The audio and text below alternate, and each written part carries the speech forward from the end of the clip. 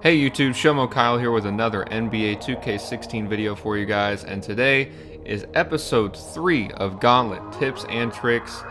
We are going to show you how to play on-ball defense, how to play off-ball defense in the Gauntlet. If you guys haven't seen the first 2 episodes of this series, the links are in the description below. They are building your lineup and getting shooters open using the pick and roll, so definitely catch those before you watch this one. And we are going to jump into a Gauntlet game, and I'm going to show you whether to play on-ball or off-ball, and when to play on-ball and off-ball. So thank you guys, and enjoy. Alright guys, so we're going to start out a match here, and first off I'm going to tell you that I play on-ball defense the whole game, every single game. The only exception is if my point guard is like a power forward or something, so my matchup is a lot quicker than me. Then I might play off-ball because it's harder to keep up with them. But I play on-ball every single game. I try to, at least. I just find it a little easier. Here's an example. This guy's playing off-ball, so I'm just going to cut with my matchup, and it's an easy layup. And people didn't really know that play at first, so it was easy to play off-ball and kind of sit in the paint if the person wasn't a three-point threat. But now that people know how to do that, it's really easy to sniff out. So yeah, that defense doesn't really work anymore. I prefer, he's still doing it, so I'm just going to do it one more time, and maybe he'll get the picture. I mean, it really catches people off guard. People underestimate how good the computer defense is in this game. Your on-ball defense is a lot, or your off-ball defense is a lot worse than the computer off-ball, believe me now. Unless you're just a 2K defensive god.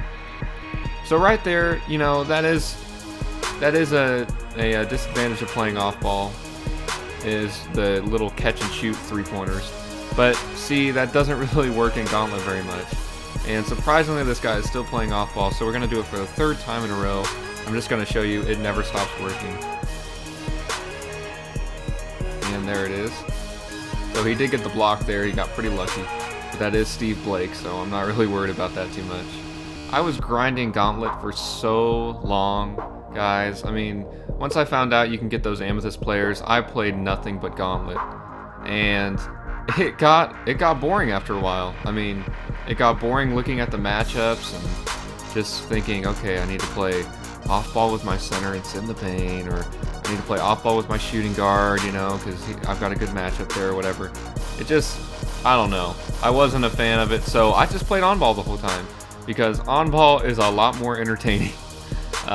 You can get, you know, you can show off your good defense if you are good, defensively sound on-ball. You can get some good steals, some good off-ball steals, you know. I just think it's more entertaining.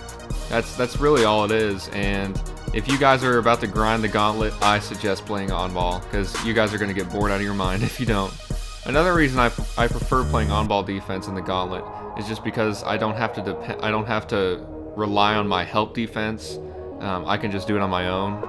So if a guy's driving to the basket and I know that the shooting guard is a three-point shooter, I'm gonna stick to the three-point shooter, because I'd rather just have my opponent take an easy one-pointer than have a two-pointer in the corner. And that's just me.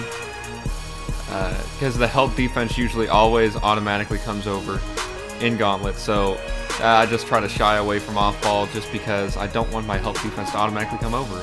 I want to be in control of my help defense. Oh, good steal. There's an example of a steal on-ball. Another thing I like about playing on-ball defense in the Gauntlet is if you're trying to improve your defensive game a little bit, because honestly, there's another steal. My defense was not very good coming into NBA 2K16.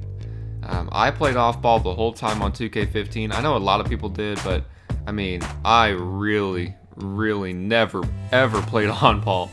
I was so bad at it. The only time I ever played on-ball was if this guy was doing a lot of step-backs with Steph or something.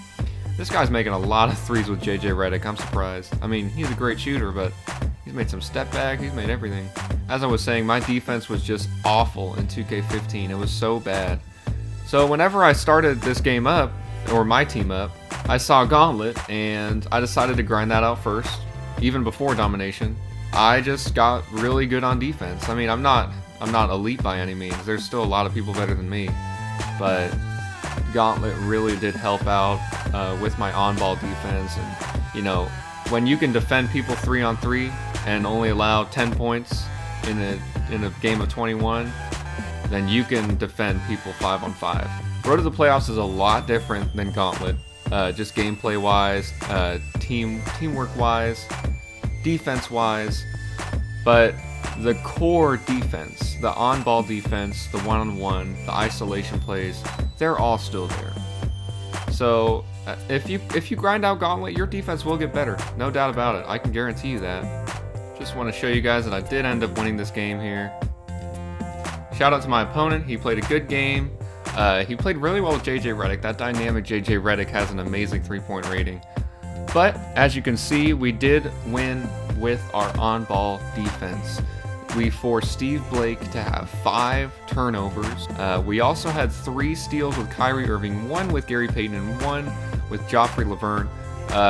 Kyrie Irving, all of his steals were on ball, one-on-one at the top of the key. So the on-ball defense definitely helps, guys. You can force a lot of turnovers. As you can see on the team comparison, turnovers, we had 4 points off of 5 turnovers. So that's amazing. 5 steals to 1 steal, and he was playing off-ball the whole game. So as you guys can see, on-ball defense does work. You just have to practice, and you just have to have a little bit of basketball knowledge to know when to guard who, and you know who's a good defender, who can drive to the basket against this certain person. So yeah, know your matchups, guys. That's the #1 thing. I hope you guys enjoyed this NBA 2K16 video, episode 3 of Gauntlet Tips and Tricks. This is Sho-Mo Kyle, and I will see you guys next time. Thank you very much.